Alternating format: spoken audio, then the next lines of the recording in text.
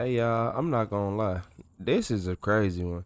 It said a mom found her daughter dismembered body inside her shed. I wouldn't even know what to think, how to feel.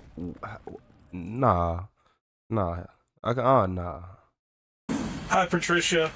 Sergeant Ramsey, Liverpool Township. Like, You helped your buddy with possibly help move a body. I have a search warrant to search in the shed. Police are at a residence where, just days earlier, a mother of 3 had mysteriously disappeared. And one day later, the police department received a chilling call. A man claiming he'd been forced to dismember a body and get rid of it. And he said that he shot her. Yeah, and he couldn't get the body out of the house and into the shed. So at that point, once he drug her over to the steps and the carpet rolled up in the carpet, what happened at that point? He said he killed everybody. He let everybody in the house numerous times. like, yeah, that's crazy. It's December 17th around 6 p.m. Tiffany Morrison, a 34-year-old mother, is arriving at her mother-in-law's home where she, her husband, and their 3 children have been living.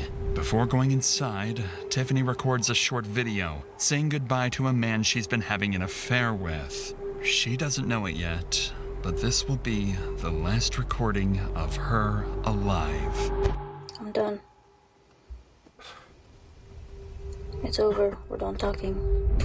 After recording this, she walks inside, greets her 3 children sitting by the Christmas tree, walks upstairs, and disappears. The next time Tiffany would be seen, she would be in 6 different beds across East Liverpool. What makes Tiffany's case so unsettling is that it unfolded at the moment no one expected. For 17 years, Tiffany had built a life and raised a family with her high school sweetheart. See, that's why you can't be out here cheating. Your defense ain't gonna be up enough. Your intuitions be off. You be letting people too close and too in on y'all routines. Man, come on, man. 17 years. Christopher Morrison. They met back at East Liverpool Senior High at just 17 years old, and from the outside, their world looked stable, ordinary even. But Tiffany had a secret. In the months leading up to her disappearance, Tiffany had begun an affair with a local man named Jake Hill. The only real piece of evidence investigators had was the video Tiffany recorded just before she walked into her home for the last time. In it, she said goodbye to Jake. I'm done. It's over. We're done talking. She had decided to end the affair and recommit herself fully to repairing her relationship with her husband and children. At a first glance, this made Jake appear as a clear suspect, but detectives had no way of knowing that the affair was merely the surface, only a fragment of the disturbing case that was about to come to light. On December 20th at 6:49 a.m., watch out for them 3 people with them days common after names. Tiffany's disappearance, 911 receives a disturbing call. Thomas Slager, the father of Randy Slager, reports that he believes his son may have helped move a deceased body in the days prior. Both Thomas and his son are asked to come to the station to discuss the matter further. They have no idea yet, but this suspicion will unravel into something far darker than they could have imagined. A dismembered body with a violent killer still out in the public, pushing investigators towards a single, risky move. They'll have to stage one perfect moment to take him down. But at this point, police have made no connection to Tiffany's disappearance whatsoever. But this is about to change. So, switch me seats, bro.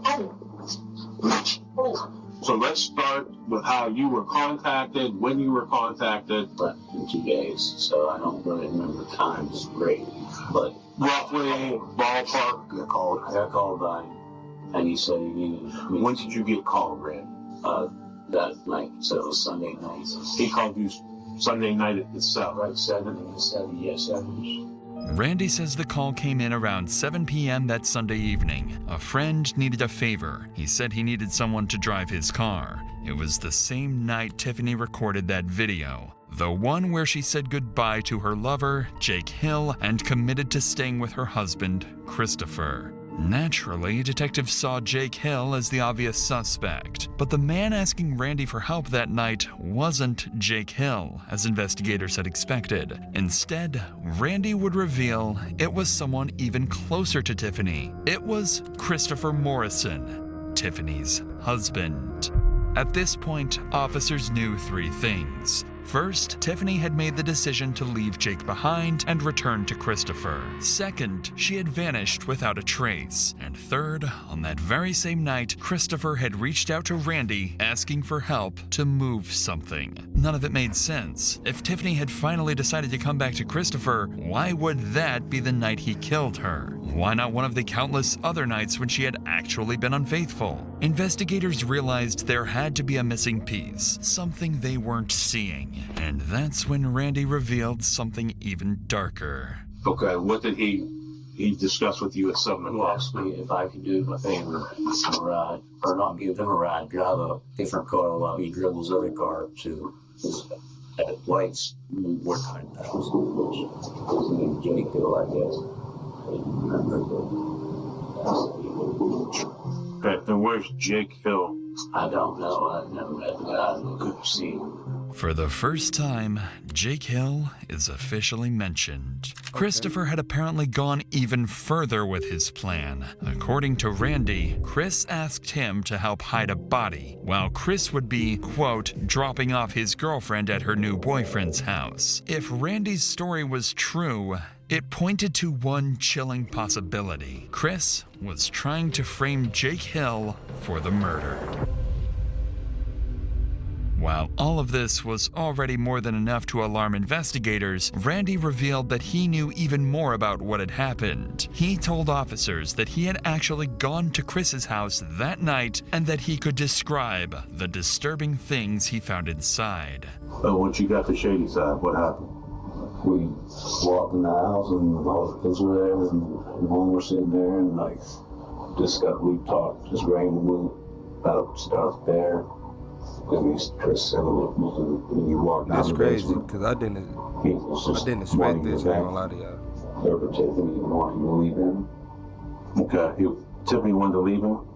I didn't shoot, just threatening and then somehow and I don't know. As I worked there for none of the stuff. Somehow she was back at the house. And she was there at the house at some point. That's where he put that bullet hole in the shower and where we showered. He shot me in the bullet hole.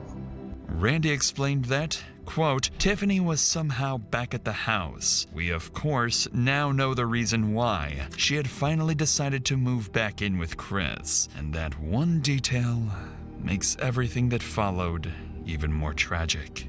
Randy said he tried to calm Chris down, urging him to go to the police. But instead of listening, Chris escalated the situation and began showing Randy photos of Tiffany's dead body. When I got downstairs, he looked at me and he started crying. He started telling me that Tiffany and we're fighting. She was leaving me for some dude that sent me some damn pics or something. And that he shot her. I couldn't believe that. And he whipped his gun out, slashed the gun out, and I took away. He couldn't get the body out of the house and into the shed. And I tried to talk him out of it, telling him I was stupid.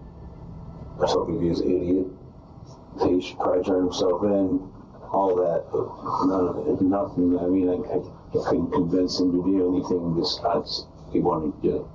He asked me to help him roll her up into the carpet. I didn't know to do that. Well, all of this was gruesome, and more than enough to justify bringing in Chris for questioning. One detail stood out to detectives: the messages between Chris and Jake. If they could get access to those conversations, it might help them establish a clearer motive for Chris. So over the next few days, investigators began digging deeper into his life, and what they uncovered only further darkened an already disturbing case.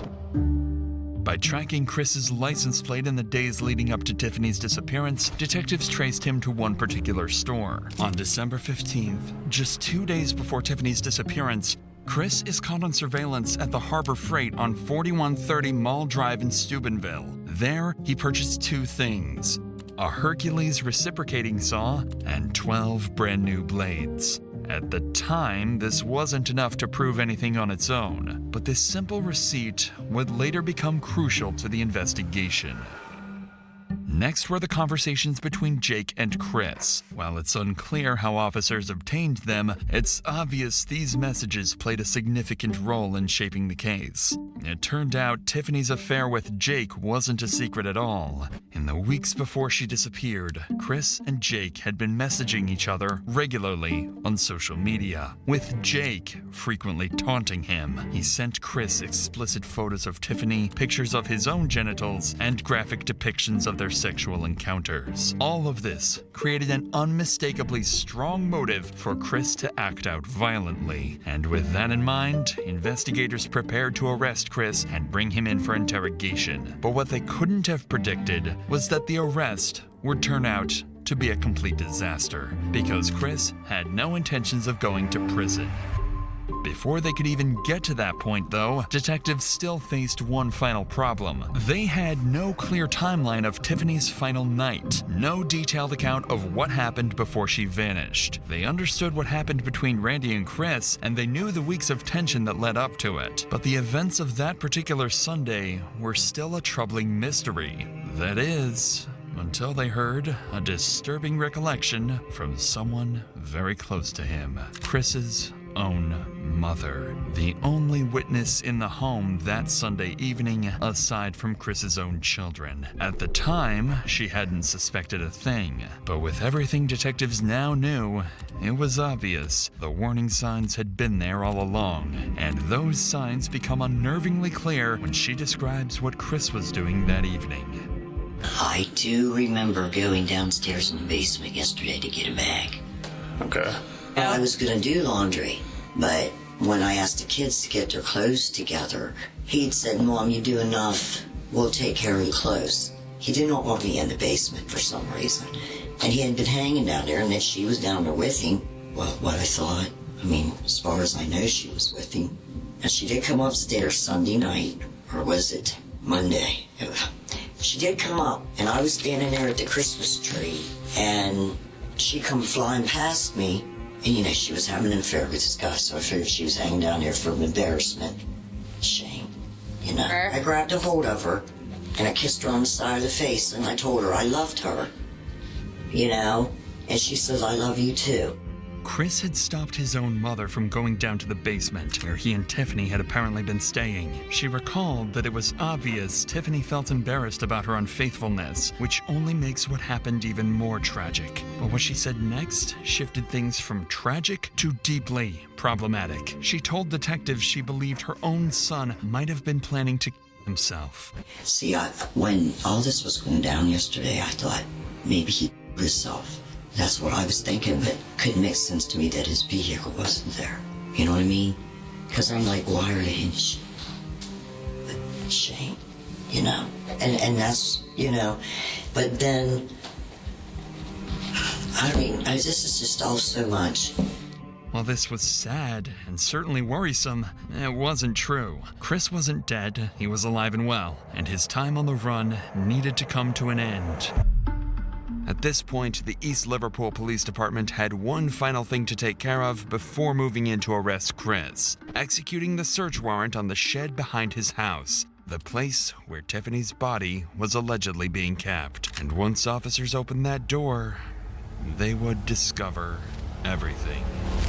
Hi, Patricia. Sergeant Randy, Liverpool Township. I have a search warrant to search shed. So this is a copy of the search warrant. Officer Talbot, Kevin, and myself, we're going to go up. We're going to look around. The search warrant is for anything not your house, any of the outlining buildings or any of the No problem with any of that. house of kids. Right now, they're with the other grandma. Like, and it's so much going on, so much to unravel. So I thought the man got mad because she was ending it, but then it turned out to be Chris. And yeah, I don't know. It's so much going on. It's too much going on, but this why you don't have a first. And to be honest with y'all, the only reason why she didn't want to be with him no more is because she got caught. And this is, I'm not even gonna get into it. RP everybody. I'm not even gonna get into it. The services were Cause y'all know.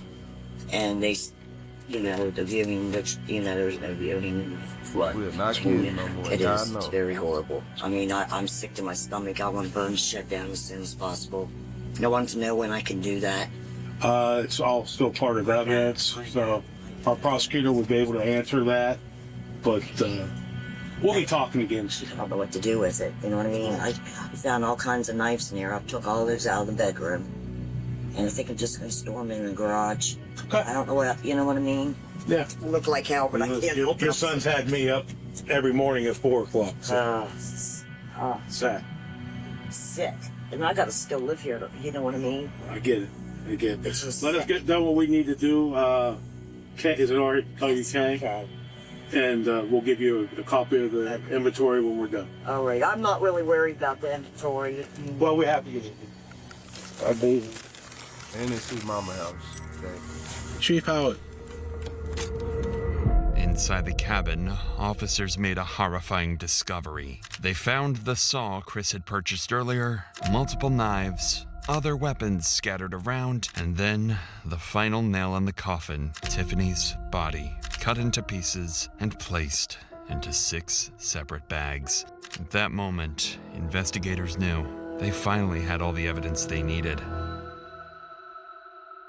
With this new information, detectives knew it was finally time to move in and arrest Chris. But before they could act, one major red flag stopped everything. Members of the Special Response Team had flagged a disturbing statement Chris had allegedly made. He had warned that if police ever came after him, he would, quote, kill everyone. This was taken extremely seriously, so instead of rushing in, officers developed a careful, tactical plan to get Chris away from his house and into custody safely.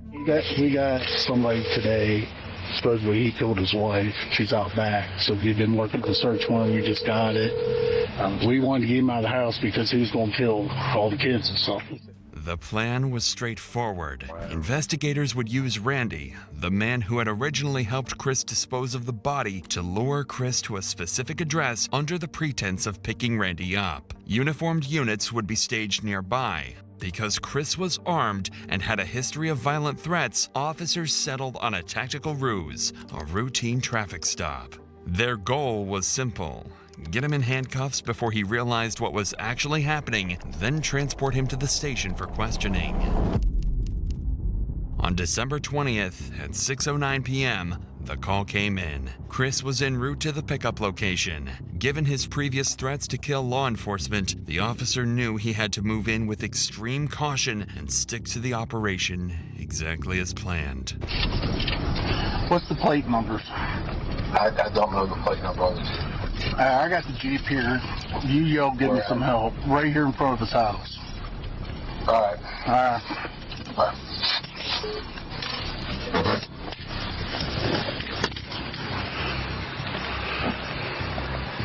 9 for 90 How you doing, sir? Good, how are you doing? You have your license, registration, proof of insurance with you? Street in I'm in County. What do you do there? Oh, that's your handgun thing. I'm trying to see which one of these is good. Oh, gosh. Can I open that door and get there? You got your firearm on you? Yes, sir. Where's it at? It's on my belt line. It's on your belt line? Yeah. Hey, do me a favor so we're all safe. Just step out for a second. Sure. Keep your hands on your head because I don't want shot or anything. You know what I mean? Yeah. Go ahead and turn around here. Just hold tight. I'm just going to place you in cuffs just until I grab your gun, okay?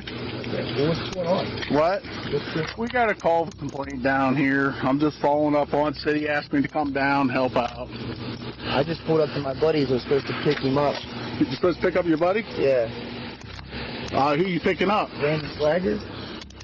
I don't know who that is. Huh. The plan had worked. Chris was now safely in cuffs, and he didn't even know why. But judging by his stressed expression and tense posture, he likely realized that detectives were finally onto him. Despite this, he would keep playing clueless. Good. I have 121. Also have firearm, and he is detained. I don't understand what the problem is. What? Come right back here. Sure. Huh. Alright, step back here. Why am I stuck in here? What is all this? You alright? Yeah. We got somebody today. Supposedly he killed his wife. She's out back. So we've been working on a search warrant. We just got it. We wanted to get him out of the house. He really thought he was on all the kids and stuff. Supposedly he killed his wife. So he got away. We coaxed him out. I know police just be having fun catching these dumb criminals because he really thought, look, y'all, he really thought that, yeah, the police know I killed my wife, but if I just stop right here and act normal, I'm going to get out of cuffs. And boy, this is not 1990. This is not the early 2000s where they can't run you instantly. Like, come on, bro. Everybody knows you. Like, so he got away. We coaxed him out to come get somebody. Long story short, with everything's going on, we didn't want him, coming in and shooting. So it was accident circumstances to get him. Okay. I mean, I yelled for you as soon as I found out he was here. Yeah. Well, but I wasn't going to take the chance of him taking the gun and going. No, for sure. Because he's already threatened. The officers had done everything they needed at the scene, and now it was time to take Chris to the station. But Chris still had no idea that this wasn't a simple traffic stop, but an arrest for the murder and dismemberment of his own wife. So you're aware of what's going on. You have some gentlemen at the station want to talk to you. Okay. So you're being detained and taken back to the Liverpool Township Police Department, okay? Okay. At that point, they'll talk to you and let you know what's going on. Can you guys roll my windows up for me? Your car is getting towed to our station where you're going, and it's going to be put in the Sally Port where it's heated or whatever until they're done talking to you, okay? Okay. First, you don't mind, I don't understand what I'm doing. They'll explain all of that when you get there, okay? Okay. Chris is now on his way to the station, and he still hasn't been told that this is about his wife. In his mind, detectives might have brought him in for nothing more than a traffic issue, something he can still talk his way out of. But then, almost as if the guilt is pressing down on him, or as if he's trying to misdirect detectives, Chris suddenly, and without being prompted, starts talking about his wife. Hey, I'm Chief Kinnaman for Liverpool Township Police Department. I got to ask you before we go, you willing to talk to us? I guess it depends on what it's about. All right, well, you can stop at any time if you decide you want to talk to the attorney. A Jeep's in my name, right? What's that? Jeep's in mine. It's a dual ownership, right? Yeah, I didn't run the Jeep yet. I don't know what's going on. Why you say that? Who might it belong to? Because I'm thinking, did my wife say that my Jeep was stolen? This moment is critical. This detective has been on the case since Tiffany disappeared, and he knows exactly who Chris's wife is. But if he acts like he recognizes her name, their entire cover story, the traffic violation, collapses. And the moment Chris realizes what's really going on, he might stop talking altogether. Fortunately, the detective handles it perfectly. Who's your wife? Tiffany Morrison. Tiffany Morrison. What, you guys going through a separation, or? I guess. You guess? I guess. What do you mean you guess? You guys haven't talked in a while, or? We haven't talked in a couple of days. About a week ago, she took off on me. She was gone for 2 days. She didn't talk to me. She barely talked to me. She wouldn't text me back. We had to work together, so we went to work together. And then I talked to her there. I talked her into coming back home. Came back home. We were trying to work things out, or so I thought. Turns out she changed her mind again, and she took off again. Here, the detective sees an opportunity. The goal is to slowly shift the conversation to Tiffany and gather any details that might further incriminate Chris. So the detective decides to apply a bit of pressure, and it works. Chris is starting to look genuinely worried. So when's the last time you saw her? How many of you guys are? Would have been last night. Last night? Last night we argued, and she said she was going back up to see her boyfriend, and I said, okay. I said, but you're not taking my vehicles. I said, so if you're leaving, then let him, the guy who has no car, come down an hour away from where he lives and pick you up. She's like, no, I'm taking my keys and I'm leaving. I said, no, listen. I said, okay, I'll tell you what, I'll take you there. Pick a spot, I'll drop you off close, you can figure it out from there. And she says, okay. So we started down a hill, we started into an argument, I kicked her out of my Jeep, and that was it.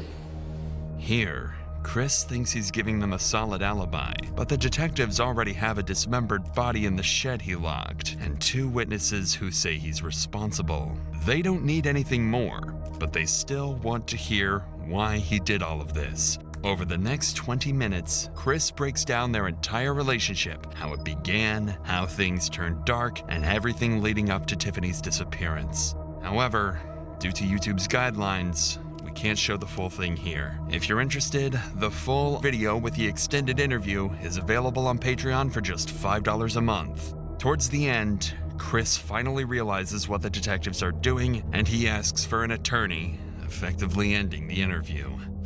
Because he was armed, dangerous, unstable, and considered a flight risk, he would be held on a $1.5 million bond while awaiting indictment. And due to the overwhelming evidence, the body, Randy's statement, motive revealed through text messages with Jake Hill, the receipt for the saw, and his threats towards his family and law enforcement, detectives had everything they needed. Chris is ultimately charged with aggravated murder, tampering with evidence, gross abuse of a corpse, possession of criminal tools, and firearm specifications. He is sentenced to life in prison with the possibility of parole after 25 years. I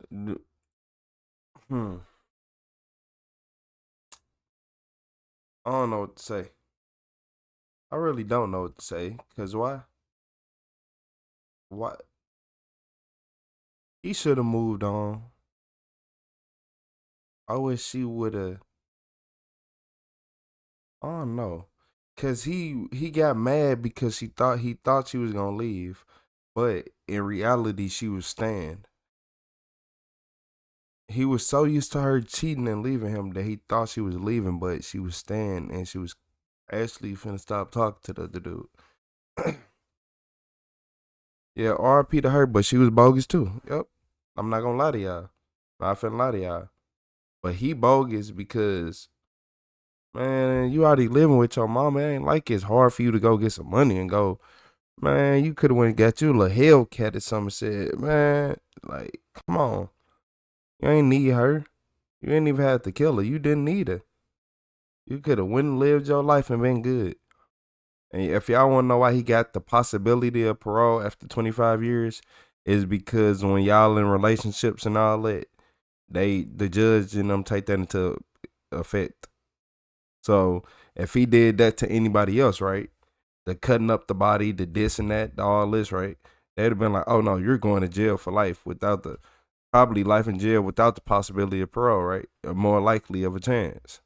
But since it was his wife, you can say, is different. And I've been noticing that with all these videos. If y'all are husband and wife, the judgment is way different. And that's weird. I don't know why that is. But have y'all noticed that too? But look, don't be like him. Go ahead, just leave it alone. If y'all in this situation, just leave them alone because it's straight not worth it. Like, think about it. You like, oh my God, they messing up my life. Bro, in 2 years, when you doing good, you will be so mad that you did something that dumb. You gonna either sit in jail for 2 years or you gonna be happy in 2 years. Happiness and people want it to happen spontaneously. That's why phones dangerous. That's why I hate that most people even own a smartphone. They think dopamine's supposed to come whenever they need it. You remember we used to have to wait for a certain time to watch our favorite TV show? Yeah, they is making cheating against the law in a lot of states, huh? Well, they starting to. I think some states got it, but I don't know. Don't fact check me on it. But yeah, man, them affairs be crazy. Cause like just going and messing. I don't know. I don't know. That's just me. I don't be wanting to say too much and get into it because everybody gonna start saying I'm the ignorant person. So we gonna move on. Hit that like and subscribe button.